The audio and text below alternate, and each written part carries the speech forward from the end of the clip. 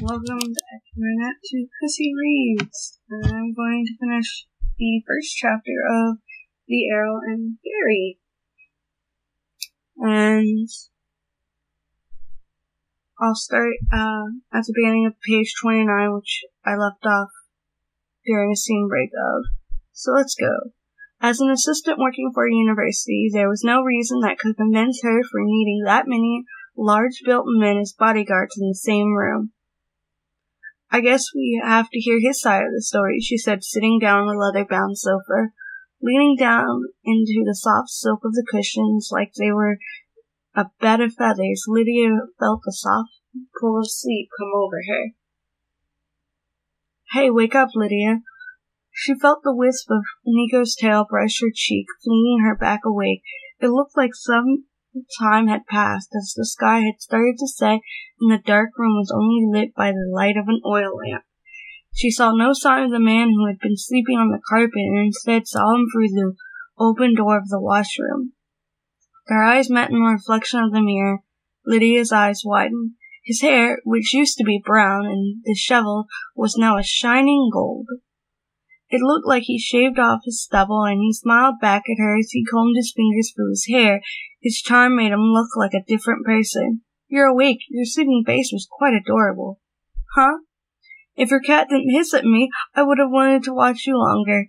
Nico sat on one of the cushions, looking the other way, cringing ignorance, scratching his ear with one of his back feet. Normally he'd say he didn't want to act like a cat. More importantly, your hair. Oh, I had it dyed. If it was my normal hair color, I'd stand out. But either way, I ended up being found by his brothers. He dried his wet hair nonchalantly. The eyes which peeped through the sheen of his golden hair were those same ash-mauve eyes. Still standing in that spot, he disgustingly stripped off his worn, dingy shirt.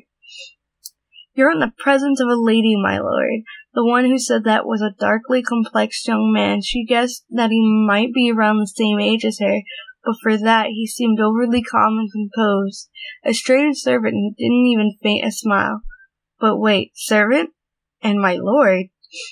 Oh, excuse me. I guess my mind hadn't quite adjusted to the situation yet. The young servant was about to assist in putting on the new crisp clothes he brought for him, but had noticed his injuries. My lord, you're wounded.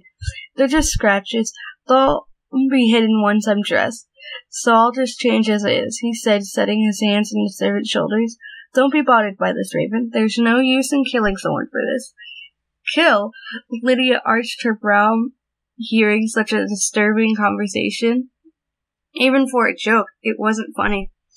Yes, my lord, replied the servant, but his expression wasn't one that was humored by a joke or one that was mulling over if he should really kill the one who injured his master. He just closed the buttons on the shirt swiftly with his fingers. But I was worried that you might not make it in time, said the servant. Everything ran just as planned, Raven. I'd like you to meet Miss Carlton.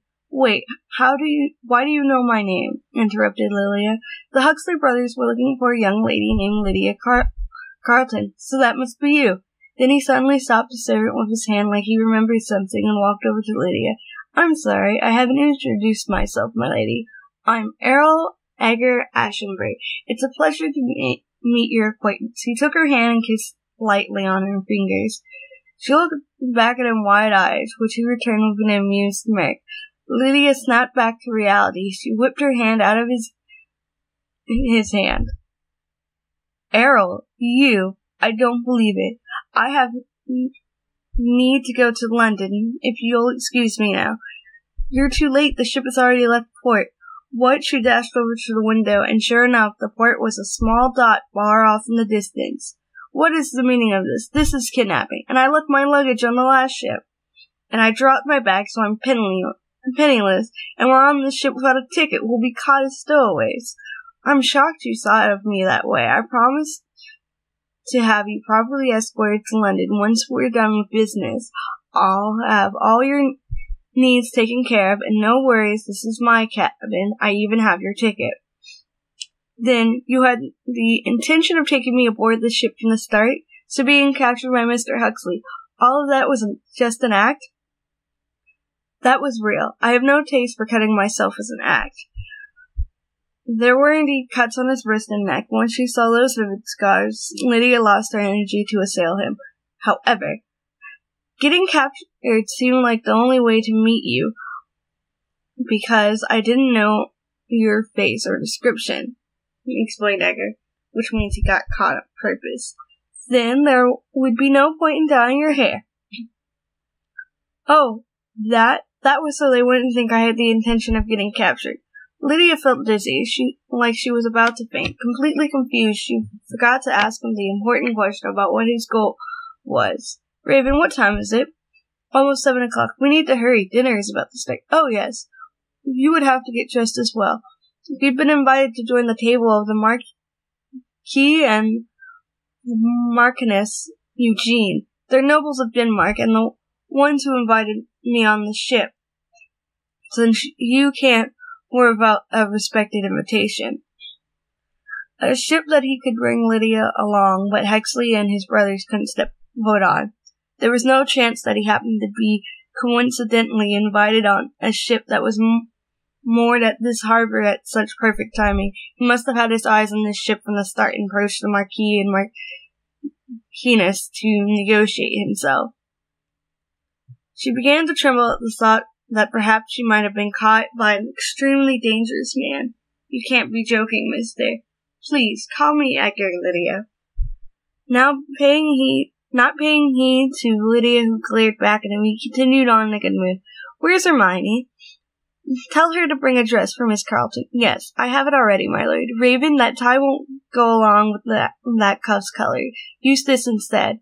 The one who entered with a dress and necktie draped across her arm was a woman dressed in a man's suit.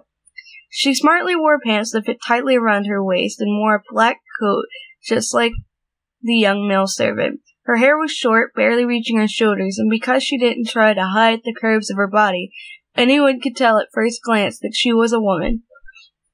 Lydia wondered if she was a servant of his as well. My lord, which do you prefer? She asked.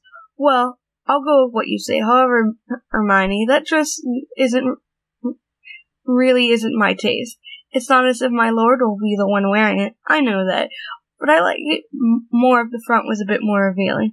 There's no need for vulgarity at the table. This suits my lady perfectly, stated Hermione. Even if she was a servant, it seemed like she had a more friendly relationship with him. Now, my lady, if you would please follow me, guided the female servant. Led into the bedchamber, Lydia was helped in undressing herself. I can do this by myself, mumbled Lydia, who wasn't used to being assisted in dressing. However, she ended up needing as much help as she could get, as it was too much of a formal dress that she wasn't able to put it on by herself.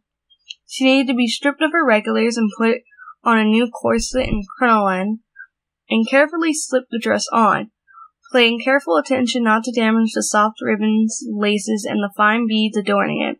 Now, let's dress up your hair. She felt like she was treated like a little child. Having Lydia settle down in a seat in front of the mirror, the beautiful Hermione smiled at her. She was an attractive piece of God's work, whose smile didn't make others feel inferior, only charmed by the sight of her. Her face was set, firmly resolved and resolute, but she wasn't masculine at all.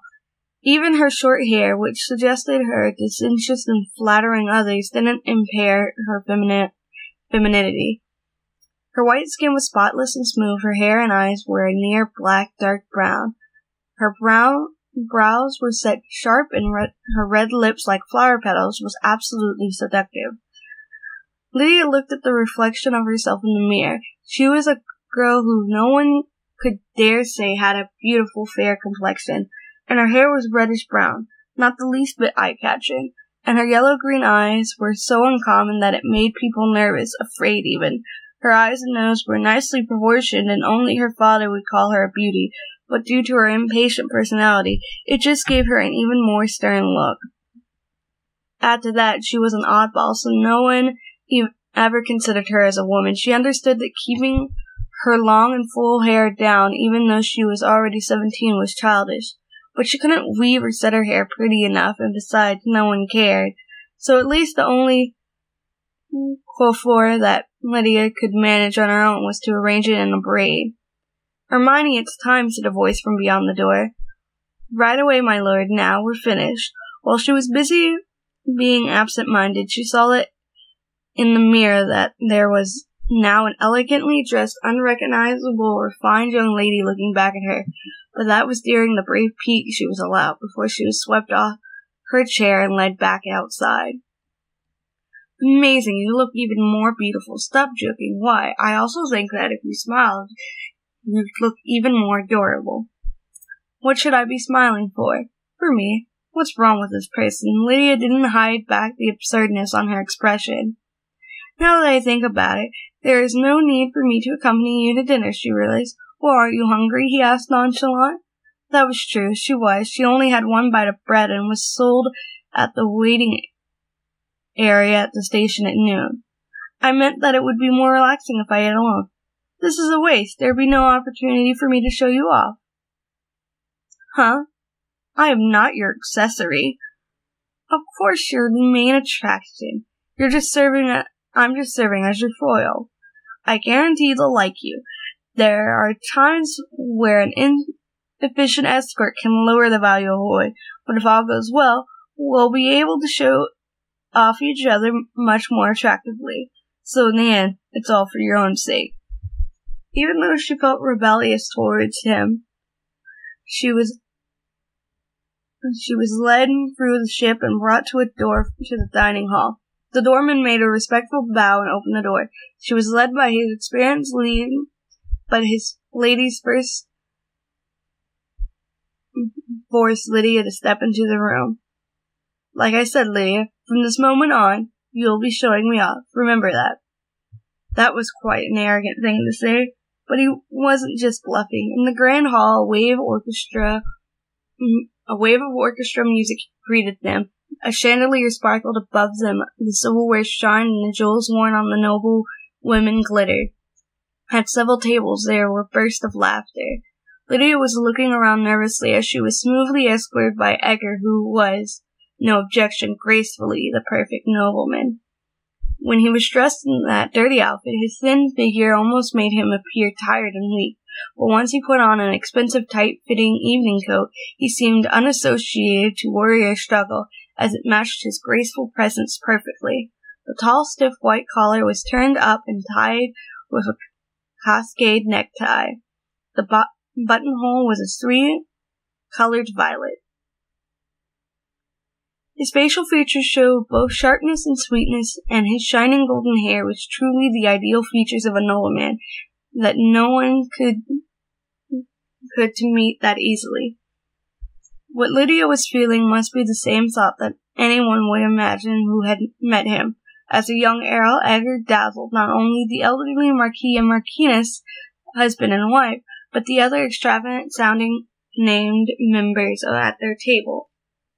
And as for Lydia, who was introduced as his friend, didn't have to pay them any extra attention, but was allowed to silently enjoy the dishes that were set on the table. According to Edgar's story, Lydia grew up in Edinburgh with her grandparents, was a respectable young lady who offered her efforts in charity works and was on her way to Leeds to attend a childhood friend's wedding. Her strict father wouldn't allow a young woman to go on a short trip, but apparently after Edgar offered her escort her there and back, he finally agreed. It's amazing how all of this is just pouring out of him. I'm so impressed. The Earl is truly dear to one's friends. If it's to win the attention of a beautiful friend, then anyone would become eager to offer. Isn't that right, my lord? I'm glad you understand, but unfortunately she only allowed me to be a friend all this time.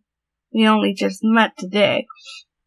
But the young man's performance of sincerity was able to win a positive impression from the Marquis husband and wife, who were gazing at the Earl like he was their grandson and the other older crowd of people as a pure, childlike, adorable young man. Well, that is such a waste, said one of the women. An ocean cruise is a good chance to get away from one's old routine. If it's on the waters, then any kind of woman would feel the romance. Don't you think so, young lady?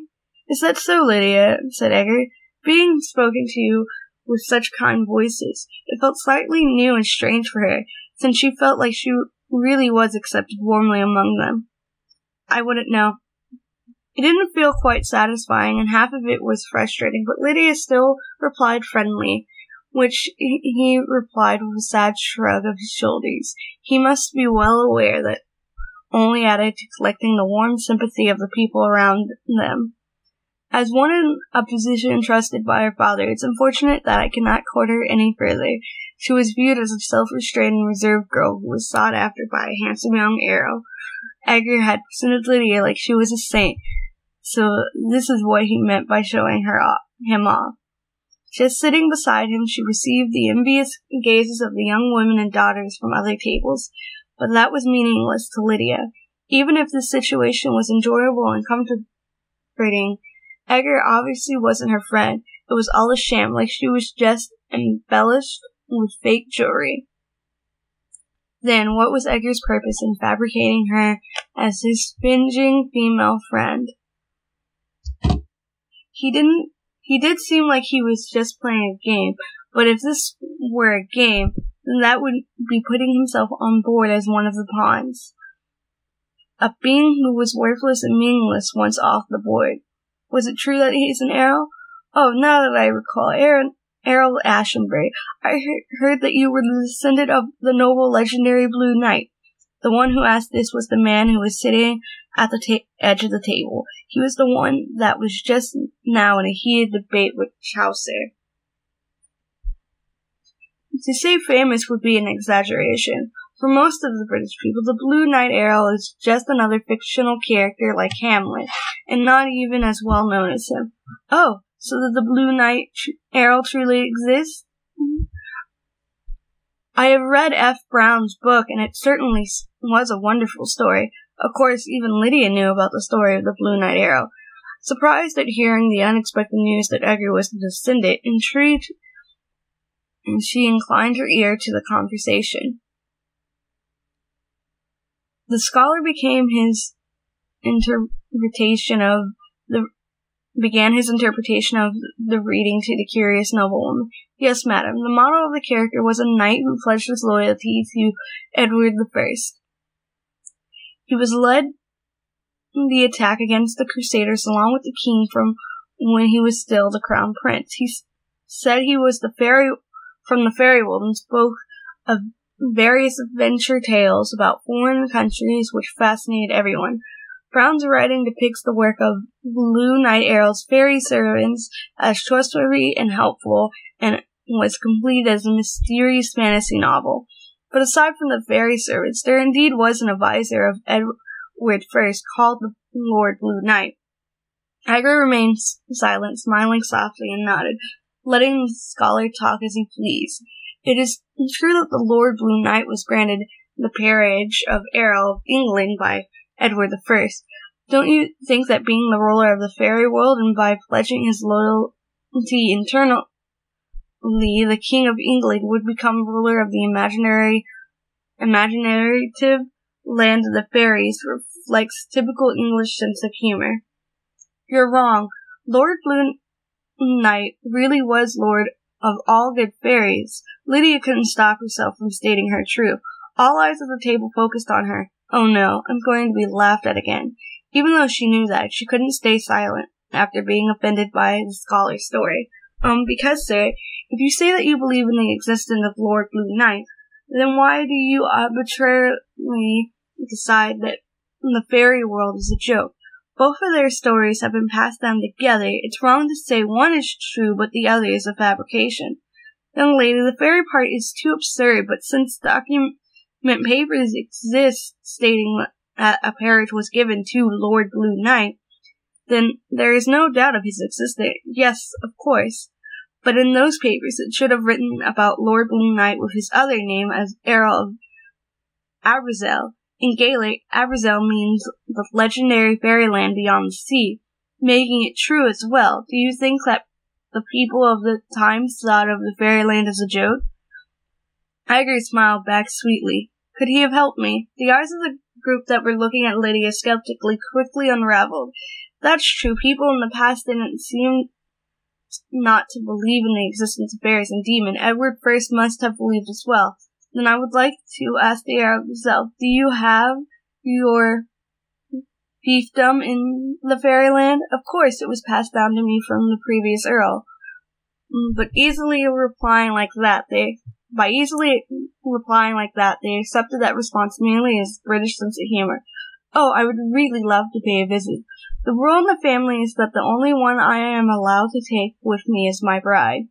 Oh my, if a woman was persuaded with that, then I would understand how Miss Carlton would not want to believe in the land of fairies. So that means I can still be a little hopeful. Edgar glanced toward Lydia again with warm, nurturing eyes. A conversation that was taken as a joke out in the open, but a strange time where no one makes denials about fairies. Like a little game of make-believe. With just a little help of Edgar's art of conversation, Lydia wasn't made fun of or was watched over with warm eyes. Her dull reddish-brown hair that she couldn't come to like herself was envied and complimented about how it didn't frizz, and her green eyes that made her look like a witch or a vamp was compared like a paradox. She became intoxicated by the high-quality spirits, the sparkle of the chandelier, and the smell of perfume. Lydia absently thought about the human lord of the fairies and the scent then of the blue night Earl might possibly emphasize and accept her. I feel like I've heard a lifetime's worth of praises, mumbled Lydia as she refreshed herself on the deck from the breeze of the wind. The sea was dark and nothing could be seen. The white foggy smoke from the steamship floated up and covered the moon. This is absolutely ridiculous. Those lousy servants, they served me milk in a bowl. What am I, a cat? Who would drink from that? Nico, a gray-haired cat, no matter who looked at him, was sitting arrogantly on a deck chair, gulped down some scotch. There was a side dish of fried fish beside him. Hey, Lydia, could you make sure and tell them to bring a decent meal tomorrow morning? I want pancakes, bacon, and hot milk tea. You say it yourself. You can talk just fine. He tutted annoyingly. Even if I said something, a normal human would just pretend like they didn't hear. Well, anyone wouldn't want to admit that a cat would talk. So what is that man's objective? I haven't asked yet, but he claimed to be the descendant of the Blue Knight Earl. Maybe it's something related to that. The Blue Knight Earl.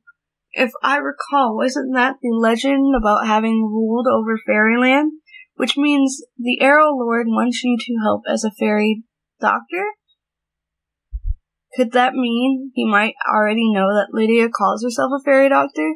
But with a head just barely awake from the spin of alcohol, she couldn't think of him as the ruler of the fairyland and someone who understood her. He looked like a more practical person, a tactitional type. But hey, I think it's best we don't get involved. The Hexley man and the Earl Lord are fighting against each other, right? Did you see both of them trying to pretend to be lady killers or something? At their level, it's just embarrassing. I think Edgar is actually quite handsome. Thank you, the voice from behind was the person in question. She said her opinion without really thinking very hard about it, but she didn't imagine that she would be heard by him, so Lydia couldn't help but blushing. No, I was just simply repeating general opinion. So it's a completely different matter if I have any good feelings to you or anything. Yes, of course. I'm the one who forced you to come aboard the ship, so I don't have any hopes that it would be so easy for you to open your heart to me. By the way, who are you talking to? She sneaked a peek at Nico. He had already curled up like a cat. Is it strange, talking by myself with a cat? Lydia was only left to take a defiant attitude. Why, I think it's marvelous that you can communicate your feelings with animals. There is no way you think that. But then again, Edgar didn't show the slightest bit of banter in his expression. There was only that he must have noticed the glass of scotch that was by the deck chair that Nico was laying on. Were you having another drink? Did you get tired after all? I said that I was just a little dizzy, so I'd go get a breath of fresh air and lift the table. When he said it like that, it makes me look like a drunk. Becoming embarrassed and angry at Nico, who was fringing at difference, Lydia's temper burst and she blurted out, It wasn't me. It was Nico drinking. He drinks whenever he wants. He has no manners and bad behavior. On top of that, he's a picky cat with his taste in neckties and his shiny coat, and complains that he can't drink milk out of a bowl and wants pancakes and bacon and milk tea for breakfast. He says nonsense like this all the time. As you would expect, Edgar was looking at Lydia wonderingly. I knew it. Even for someone like him who says he's the descendant of Lord Blue Knight, I'm just an oddball freak. Noticing that, she sighed. If it's funny, you can laugh, you know. I don't know what you wanted me to do, but as you can see, I'm strange. Just let me get off at the next harbor. She stopped in the middle of the words because he suddenly stepped up next to her. With his mauve eyes, he calmly gazed down at her. They were so close she could clearly see his blonde eyelashes with just the lamplight. What? I was told that fairy doctors can see what others can't see, and hear what others can't hear. It is true, your eyes. Those light green eyes seem like they can see through the mysteries of the world. So we did know that Lydia was a fairy doctor. You're over-exaggerating. I'm really not that big of a deal. No, if you bring in the light, your irises shine like a golden flower. It makes you more mystical. That part of her eyes was what made others call her a witch, but having them complimented for the first time, Lydia was honestly caught off balance. More importantly, are you really the descendant of the Lord Blue Knight? Then wouldn't that mean you can also see fairies? If not, then you wouldn't be able to go to your own land. Is that so? The ability that my ancestors had to cross worlds and the power to talk to fairies all faded through each generation. The only thing I inherited was the title of Earl. My father and grandfather and the one before that all traveled the world and lived overseas.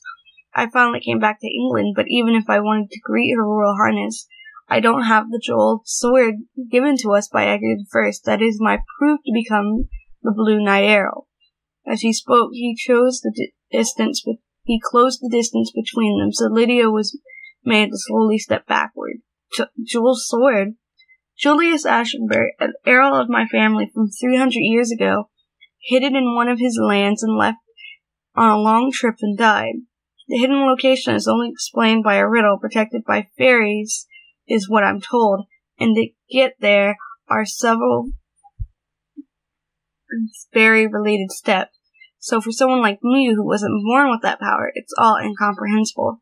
The land you speak of, is it the fairy kingdom? My family has lands and castles, even in the human world. Land given along with our peerage. Others give estates to our services, and ones that we were given to us by others. And that's why you need a fairy doctor. But that's not the only problem. There are others who are after the large star sapphire that adorns the jeweled sword.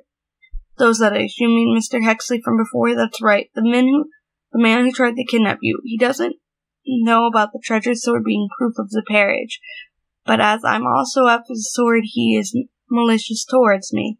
If I were to die, the line of the Earl family would end.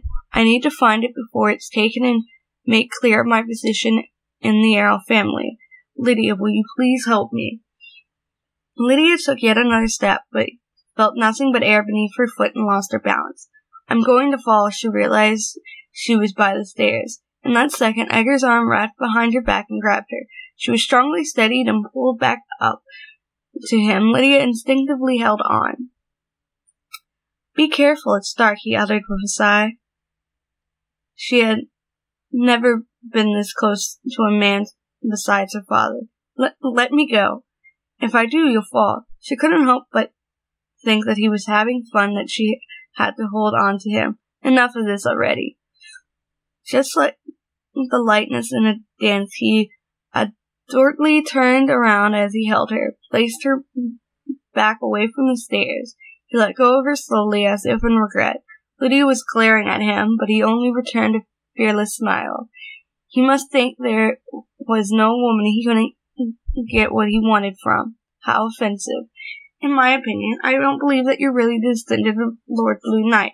I don't have any intention of helping an imposter get his hands on Lord Blue Knight's jeweled sword, so I refuse. And do you plan to swim home from here? Are you implying that you're going to throw me into the ocean? Nervous, Lydia quickly stepped further away from him and the railing. I wouldn't dare. I'm not such a cruel villain. Only that I do want to warn you. It will be difficult to head home from the next harbor or to London when you're penniless. Furthermore, Hexley and his brothers are desperately looking for you right now. That meant Lydia had no choice in the matter. There was no doubt she was being threatened. She thought surely he was a cruel villain. He slipped out a key from the inner pocket of his coat. Your room. It's on the same floor across the hall from mine. Please use it as you like. After handing it to her, he disappears into the dark alley. And that is the end of the first chapter of Earl and Fairy. So what do you guys think? Let me know. I hope you all enjoyed it. Bye-bye.